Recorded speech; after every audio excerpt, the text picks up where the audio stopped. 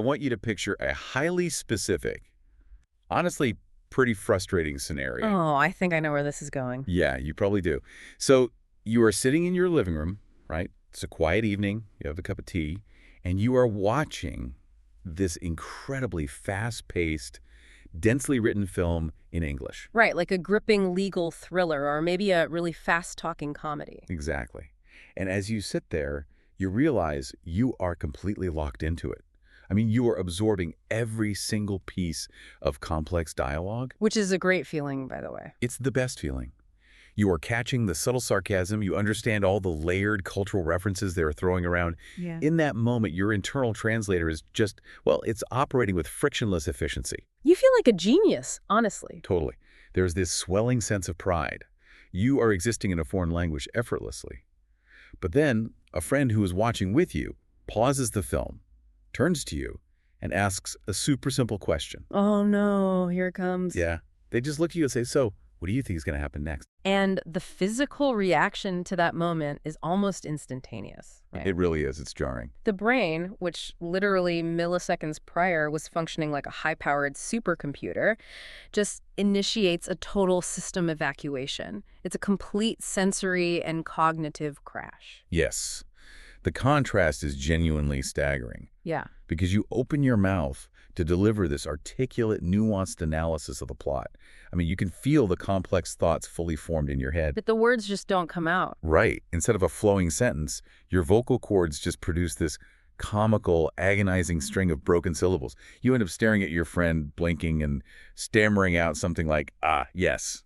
The man is going, very bad situation. I like it, which is just so incredibly maddening. It makes you want to throw the TV right out the window. Mm-hmm. The immense chasm between what you know you can comprehend Mm-hmm. and what you are physically capable of producing is just, it's infuriating. It really is. And the source material we are examining today isolates this exact experience. The authors make a real point to validate just how frustrating it is. Because the instinct in that hollow, panic silence is to just internalize it. Exactly. Yeah. You immediately assume, well, my vocabulary must be deficient, or I just lack some innate linguistic talent that other people have. And the texts we are diving into today aim to completely dismantle that assumption. That is actually the core mission of today's deep dive. I love that. It's so necessary. We are taking a stack of research and practical source material to decode the architecture of this specific mental freeze. We want to know why your brain shuts down the pathway between your thoughts and your voice. And more importantly, we are going to extract the practical toolkit from the sources to actually unfreeze that connection. Right.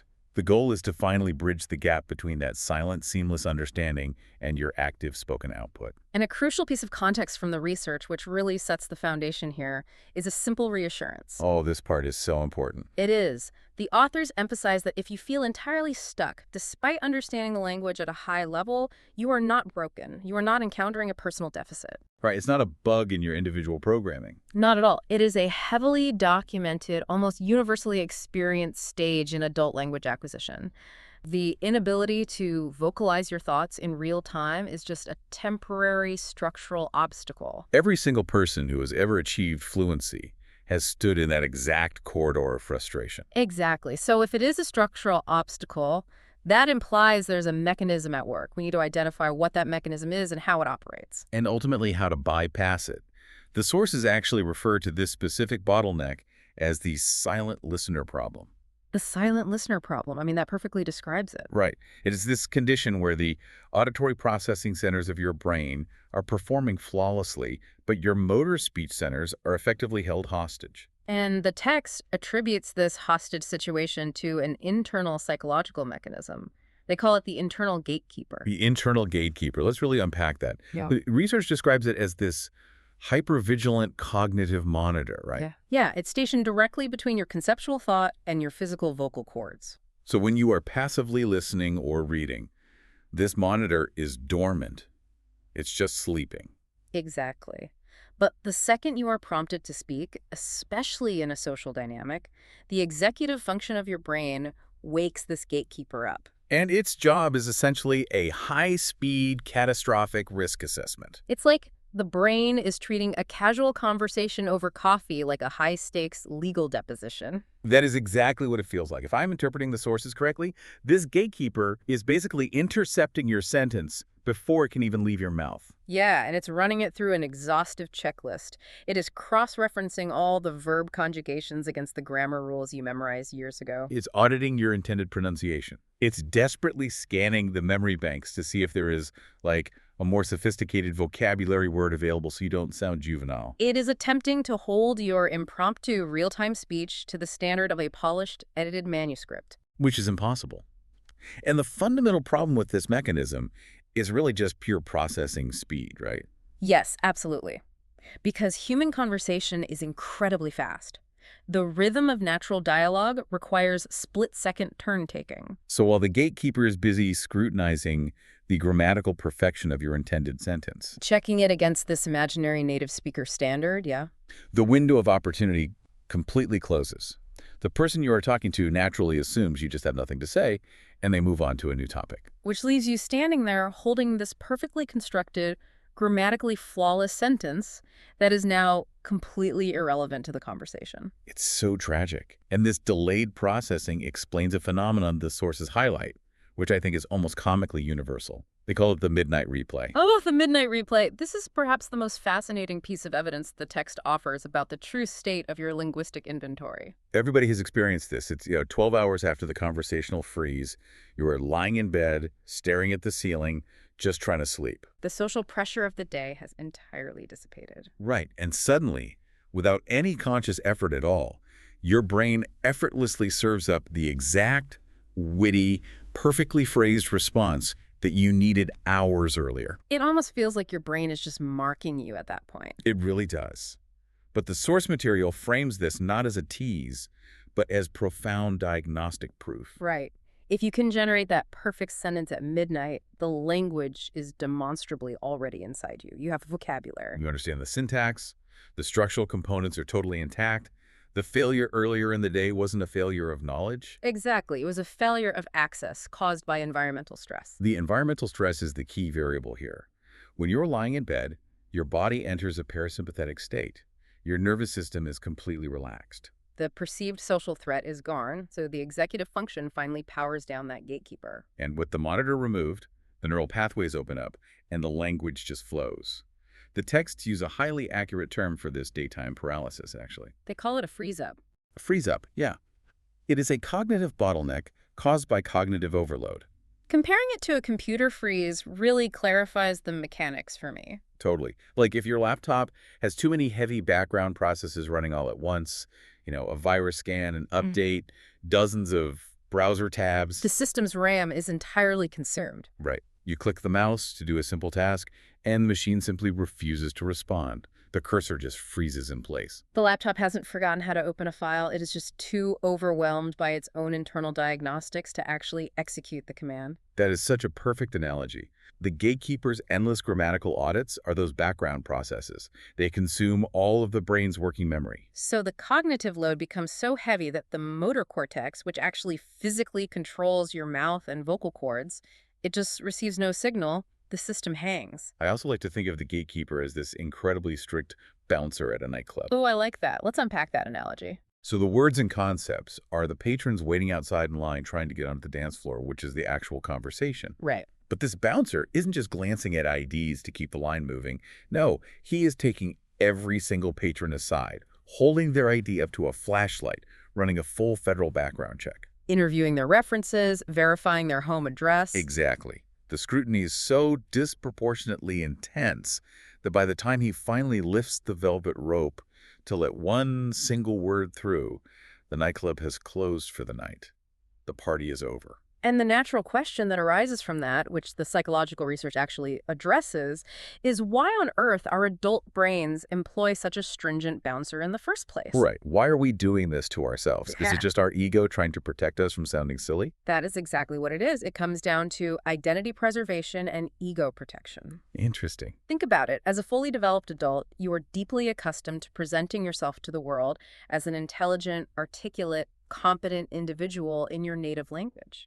Right. Your social standing, your professional credibility, your self-image, They're all heavily tied to your ability to communicate complex thoughts with nuance. So reverting to a beginner level in a new language completely strips away that sophisticated persona. It forces a highly intelligent adult to express themselves with, like the vocabulary and grammatical simplicity of a toddler. And I mean, that causes a lot of psychological friction, right? The dissonance between your adult intellect and your beginner's linguistic output is acutely uncomfortable. So the gatekeeper is deployed by the ego to protect you from the perceived vulnerability of sounding foolish. It's just a defense mechanism. The brain calculates that it is socially safer to remain silent and appear thoughtful than to speak brokenly and appear uneducated. But the irony is that the defense mechanism is actually ensuring the exact failure it is trying to prevent. Yes. It saves you from minor grammatical embarrassment, but it traps you in permanent silence. The sources suggest that overcoming this requires a fundamental shift in how you view your own output. You have to stop treating casual conversation as a high-stakes performance. Right. The recommended psychological pivot here is moving from a state of self-criticism to a state of clinical curiosity. Curiosity. I love that word for this. So how does that work in practice? Well, the text suggests treating every fragmented, awkward speaking attempt not as a social failure, but as neutral, fascinating data. Like an experiment. Exactly. When a sentence fractures midway through, the curious learner observes it and thinks, huh, how interesting that my brain routed the syntax that way. Rather than instantly thinking, I'm terrible at this, I should just give up. Right, because curiosity neutralizes the ego threat. And when the ego threat is neutralized, that signals to the gatekeeper that it can finally stand down. Okay, so if we understand that the gatekeeper is guarding the exit, the next logical phase of the research requires us to look at exactly what is being guarded. Yes, we need to look at the inventory. The sources draw a massive, non-negotiable distinction between the two separate inventories of language that coexist inside your brain. We're talking about passive vocabulary and active vocabulary. And this distinction is really the linchpin of the entire language learning process. So let's break it down. Passive vocabulary is that vast, sprawling archive of linguistic data that you recognize and comprehend when it's presented to you externally, right? Right. When you are reading a novel or listening to a podcast, the incoming words trigger immediate recognition in your semantic memory. You don't have to consciously work to retrieve the meaning. The external stimulus, the book, the audio, it does the heavy lifting for you. It operates a lot like a sophisticated facial recognition algorithm. Oh, that's a great way to think about it. Yeah, if you feed the algorithm a photograph of a person, it can instantly scan a database of millions of images and verify, yes, I know this face. Yeah. It recognizes the geometry instantly. But if you take the photograph away, hand that same algorithm a blank piece of paper and a pencil, and command it to draw the face from scratch. It cannot do it. Right, because recognition requires an external prompt. Production requires internal generation. And the biological reality is that recognition and production rely on entirely different neural pathways. Wow, entirely different pathways. Yeah. The passive vocabulary is expansive because it requires very little metabolic energy to maintain. The brain is remarkably efficient at soaking up context and storing patterns. So every time you turn on English subtitles or scroll through an English social media feed or listen to an audiobook, you are feeding that passive database. Exactly. But the active vocabulary, by contrast, is the much smaller, highly nimble toolkit of words and structural patterns that you can produce on demand. Out loud, without any external prompting. These are the words that require zero hesitation. And the disparity between the size of the passive archive and the active toolkit is exactly what creates the frustration. Because learners assume that if they can understand a complex podcast, they should naturally be able to speak with the same level of complexity. Right. And when they can't, they assume they are doing something fundamentally wrong. But the sources highlight a behavioral pattern that perfectly explains this gap. They call it the 955 study trap. The 955 study trap.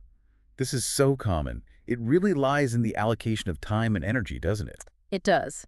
Adult learners, especially those who are self-taught or using modern digital apps, often spend 95% of their dedicated learning time-consuming input. They are reading, watching, listening, and absorbing, acting like a giant, soft, absorbent sponge. Yes. They are constantly feeding the passive recognition engine, but they dedicate perhaps 5%, or honestly, often 0%, to deliberate mechanical output. They keep filling the sponge, but they never practice squeezing it. They never practice drawing the face from scratch. And the structural design of traditional education systems heavily reinforces this trap, unfortunately. Oh, totally. Standardized testing, classroom environments, multiple choice exams, they all prioritize and reward passive recognition. Right.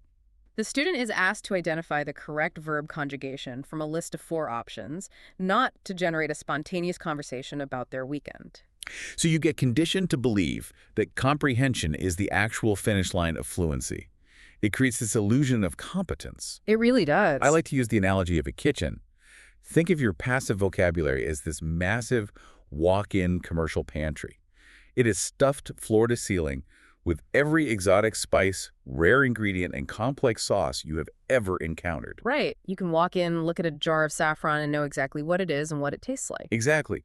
But your active vocabulary is just the small tray of salt, pepper, and olive oil sitting on the counter right next to the stove. It is a tiny fraction of what you own, but it is what you grab instantly, without thinking, every single time you cook.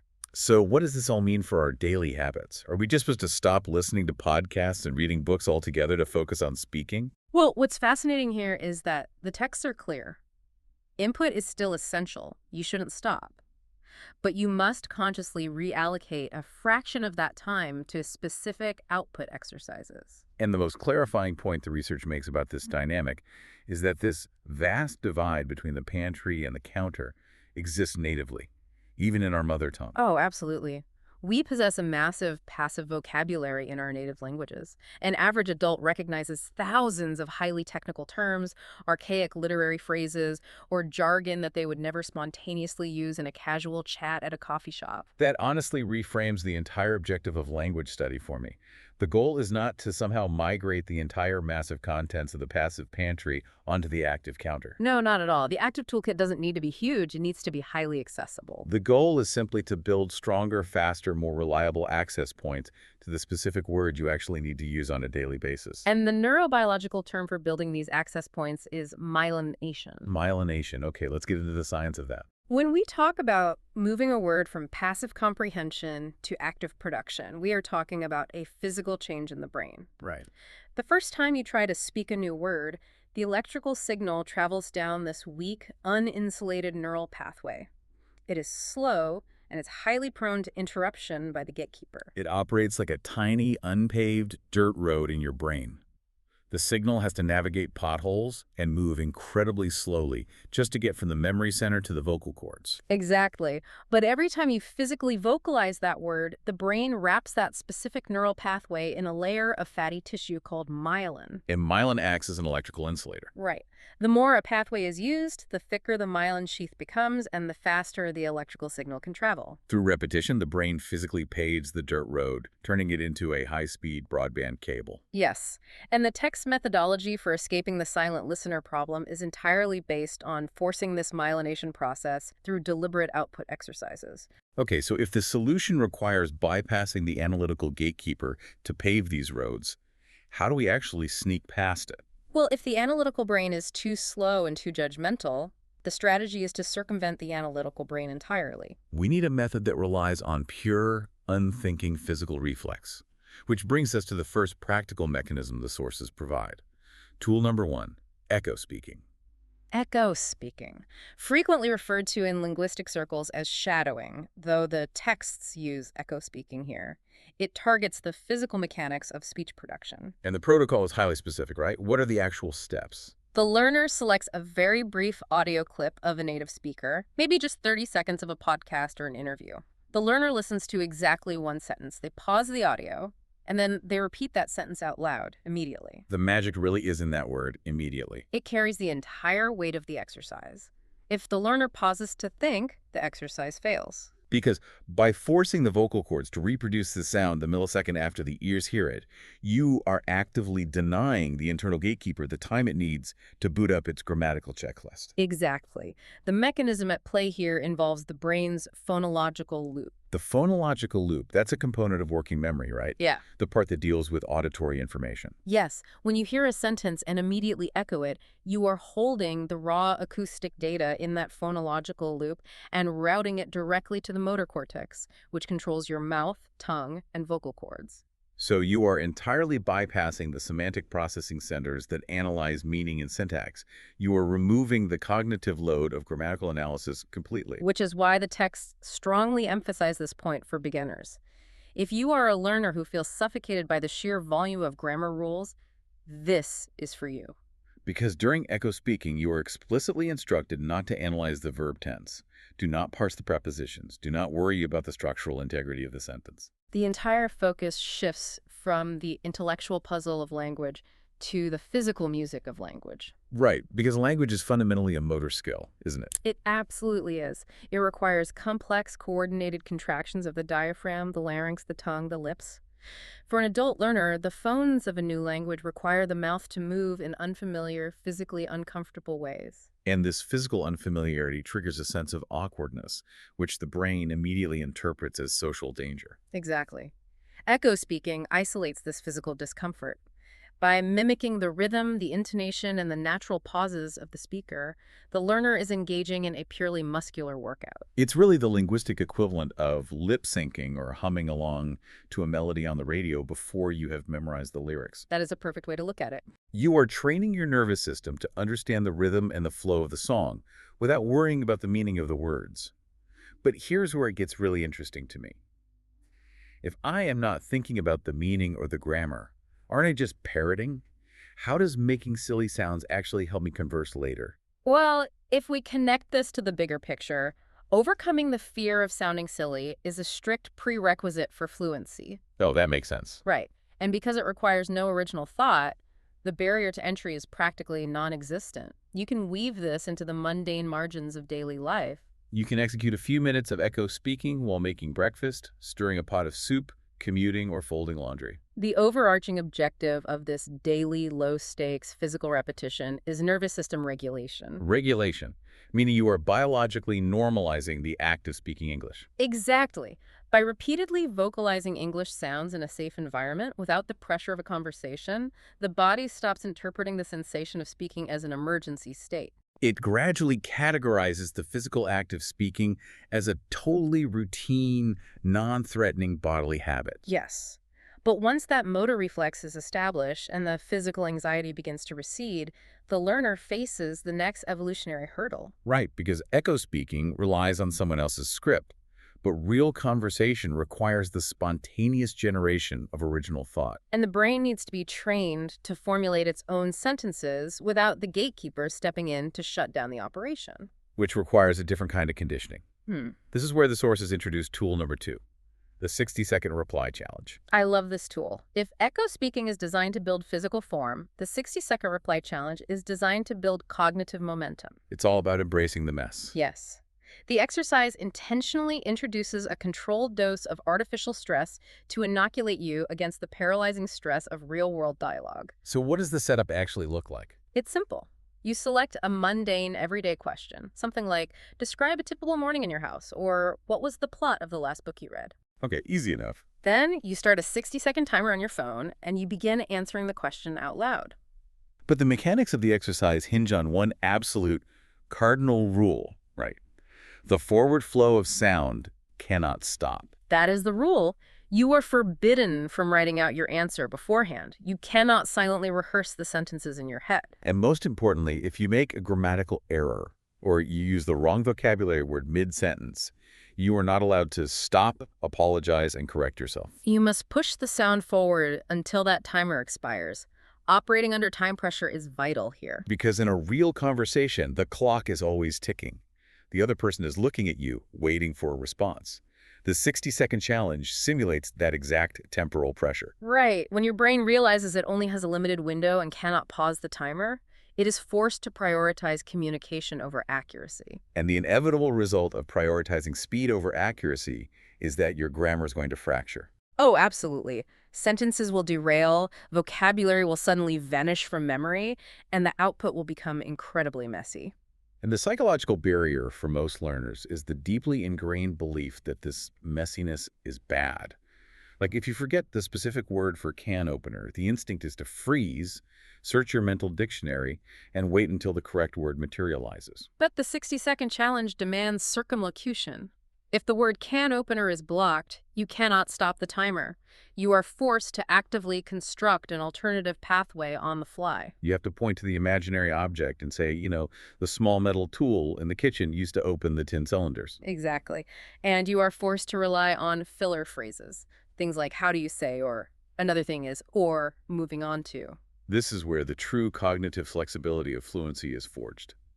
I like to liken this to an improv comedy game. Improv comedy, that's a great comparison. Yeah, the fundamental rule of improv is that you never stop the scene to critique what just happened. You take whatever messy, unexpected input you are given, and you build forward momentum. The scene must continue. And the texts emphasize that natural, internal human thought is inherently fragmented. We do not think in perfectly structured, grammatically flawless paragraphs. Native speakers constantly speak in fragments. We start a sentence, abandon it halfway through, pivot to a new thought, use filler words, and rely on tone and context to convey meaning. Right. The 60-second challenge strips away that artificial standard of textbook perfection and forces you to practice the messy, resilient reality of genuine communication. But wait, I have to ask. If I'm just babbling with broken grammar for 60 seconds every day alone in my room, isn't there a huge danger that I'm reinforcing bad habits? Yeah. Am I cementing my mistakes into those neural pathways? It's a really common fear, but the research explicitly counters that anxiety by returning to the concept of the gatekeeper. Okay, how so? Your primary problem as a listener isn't inaccuracy. The fact that the gatekeeper exists proves that your brain already knows the rules. Ah, right. The gatekeeper is auditing against rules you already possess. Exactly. The obstacle is a lack of flow, the paralysis itself. The 60-second challenge isn't designed to teach you new grammar.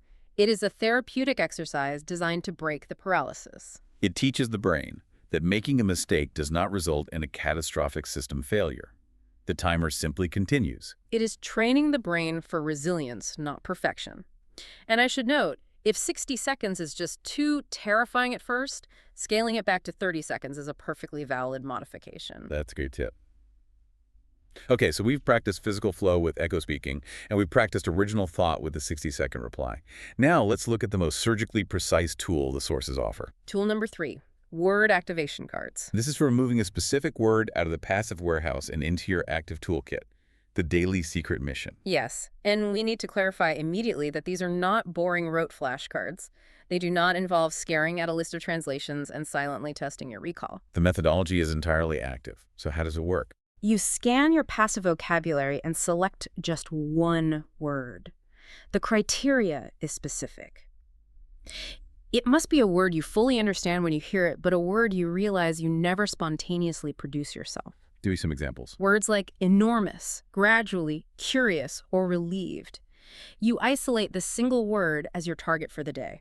And your mission is to use that targeted word out loud in a spoken sentence 3 separate times throughout the course of the day. Yes, in any context. The context is totally irrelevant, right? You could be alone in your kitchen making coffee, look at your mug, and say out loud to yourself, this cup is enormous. Exactly. Or you might send a safe friend a voice note, or you might simply look in the mirror and say, today, I'm going to be curious. It's like a video game side quest. You are given a specific random item, and you have to find 3 places to use it in your environment to unlock an achievement. I love that. Gamifying the process really lowers the stakes. But what if the word I choose feels totally unnatural to my actual day? Like, what if I pick the word relieved, but nothing stressful happens to me all day? Yeah. How do I authentically use it? This raises an important question, but the underlying neurology reveals something fascinating. Emotional authenticity is not required for myelination. Really? No. Your brain does not need you to feel genuine relief to build the motor pathway for the word relieved. You can observe something outside yourself or even make up an absurd sentence. Because the exercise is fundamentally mechanical. Exactly. The goal is just the muscular and cognitive act of retrieving the concept from passive memory, formulating it into syntax, and pushing it through the vocal cords into the physical air. The vocalization is the mechanism of transfer. Doing this consistently creates a solid neural footpath. Right, because activating just one word every day or two means that in a month, you've permanently added 15 to 20 highly accessible words to your nimble speaking toolkit. That's huge. Yeah. So the listener now has a complete toolkit. But knowledge without application is just more passive hoarding, right? Yeah. We need to turn this into a concrete, low-stakes habit. Which is why the texts synthesize these mechanisms into a highly approachable implementation strategy. the 3-day action plan. Let's lay out this simple schedule. The sources recognize that overwhelming a learner with a massive new daily regimen will just trigger the exact anxiety they're trying to cure. Right. The plan is minimalist by design.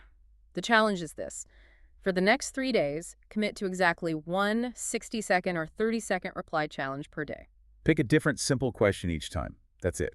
It requires a maximum of 3 minutes over the course of 3 days. The objective during this initial phase is not to monitor the quality of your vocabulary or the accuracy of your grammar. What is the goal then? The sole objective is to observe the internal psychological shifts. Notice what begins to shift in your brain entirely without judgment.